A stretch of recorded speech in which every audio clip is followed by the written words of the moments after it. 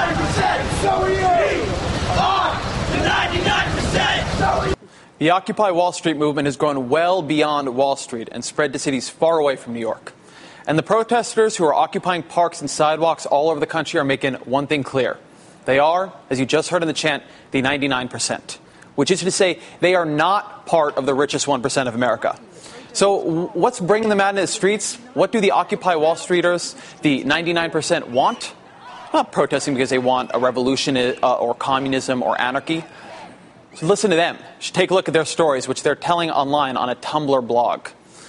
Here's one, quote, I moved home in August after 6 months in my friend's basement. Between my low-wage, no-benefits job and $70,000 in private loans, I could not afford to rent.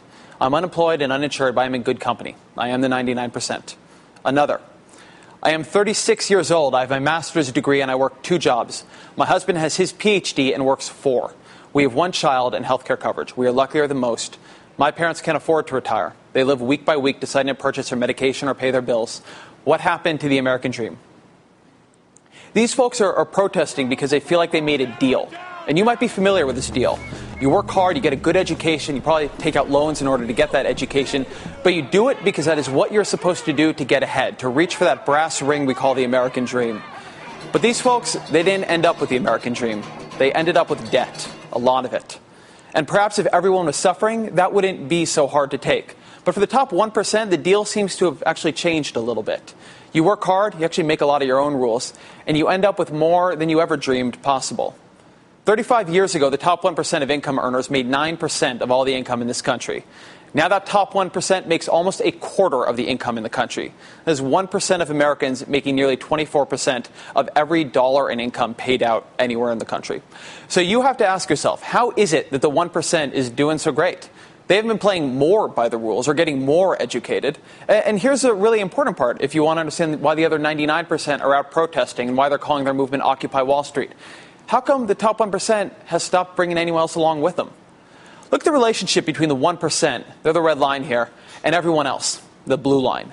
If you look at what everyone was making in 1945, set that as your 1. There was a while when we were all pretty near each other. There's a while when we rose and we fell together. And then we didn't. Starting in about the 80s, that just stopped. It's around the same time median wages for most of us simply stopped moving too. They just stopped rising. And look at what happens beginning in the 80s. The top 1% goes way up. Everyone else stays flat. If the other 99 had kept rising, we wouldn't be talking about Occupy Wall Street right now. Americans don't resent people's success. The 99% don't resent the fact that there is a top 1%. They resent the fact that the system stopped working for them. They resent that the top 1% now inhabits a different economy than everyone else. An economy with different rules. An economy with rules, in fact, they seem to get to make up as they go along. When you look at these numbers, at this trend, when you see how this looks and how it feels to people, you can't imagine that's sustainable in the long run. That's not a political equilibrium the country can keep going with. And in fact, people have been wondering about that. Timothy Noah, who was a writer for Slate at the time, now at the New Republic, wrote a wonderful series on inequality last year, which we'll link to on Maddo blog so you can read it. And at the end of the series, again, in September of last year, he asked, quote, why aren't the bottom 99% marching in the streets? Now, increasingly, they are.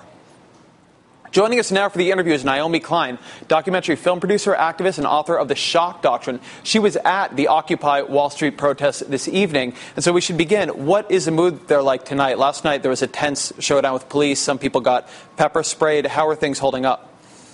But yesterday there was a huge march as well. Of arguments about the numbers, definitely more than 10,000 people. So that incident with the pepper spray hasn't in any way dampened people's feeling that they are part of a movement on a roll. Mm-hmm. The enthusiasm is pretty amazing. Their biggest problem is that the square is too small. It's hard to move. And the early organizers are talking nostalgically about the beginning when there was more of a sense of community because it's so big. So that's the kind of problem you want to have as a political organizer. Space is very small in New York. Exactly. So they're talking about, maybe some more spaces. This is a movement that's really growing. People, their spirits are really high. And they're really proud of the fact that even though there has been police violence against the protesters, and we saw those really disturbing images, the protesters are really proud that they have been really disciplined, mm-hmm. that they have been committedly nonviolent, and that this media narrative hasn't lapsed into the usual, cops versus protesters fighting in the streets. there aren't broken windows to point to. There aren't street fights to point to. And it's actually just feeding their movement that we keep seeing images of peaceful demonstrators being beat up by cops or pepper sprayed by cops. Now, and especially because those cops have been getting money from some of the banks that they are protecting. Now, one of the criticisms that people have lobbed at the movement is that they don't have demands. They don't have a white paper. And some of the organizers call back and they say, no, we don't have that right. We're building a movement. We're keeping an open tent. Which side of this? You were down there today and you've thought a lot about it. Which side of this argument do you fall on? You know, it isn't exactly a movement yet. It's a moment. Mm-hmm. It's a howl against inequality. It's a space that has been created that is sufficiently open that it's allowing people to find each other. It's allowing a movement to find itself, to find its footing.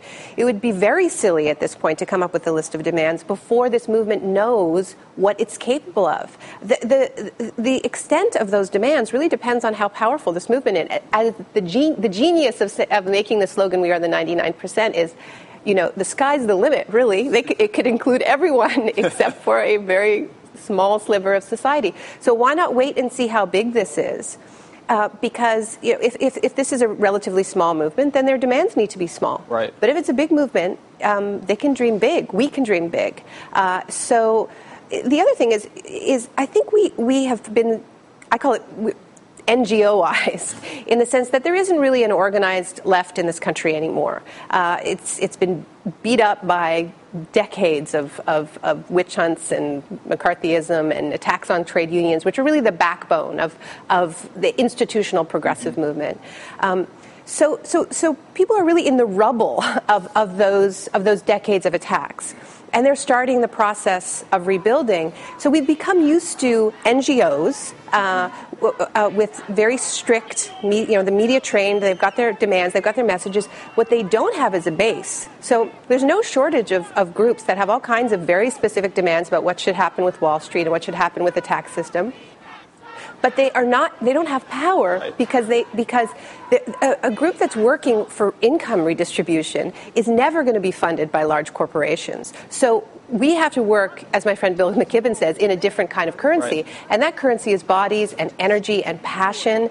And that's what the left hasn't had in trying to be so slick and sort of using the methods of corporations to communicate. Wonky.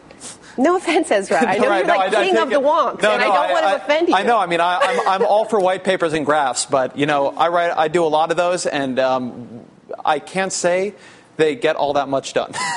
They're good for a blog, but you need a lot in a movement. But that actually goes to a question about the other side of it, which is to say, when I was down there yesterday, I actually found a lot of Wall Streeters walking through, lingering on the edges, sort of trying to figure out what this meant for them. Did you see much of that? Do you get the feeling there's sort of an interfacing there, some type of odd type of engagement? There was a youngish woman standing on a street corner in front of Occupy Wall Street holding a sign, I saw her yesterday, that said, increase my taxes. Right.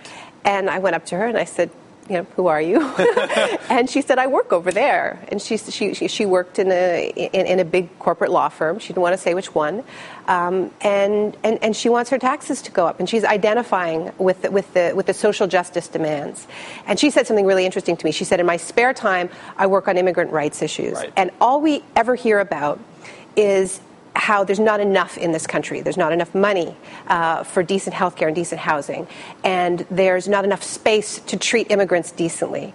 And I just realized it's just such a stroke of organizing genius once again to counter that discourse of scarcity, which is all we hear from Washington, the whole discussion about the deficit, to go to the site of maximal abundance, right, which just puts the lie to it. It's not a scarcity. It is not a scarcity problem. It's a distribution problem, and it's really hard to argue against that when you're right down in the belly of the beast.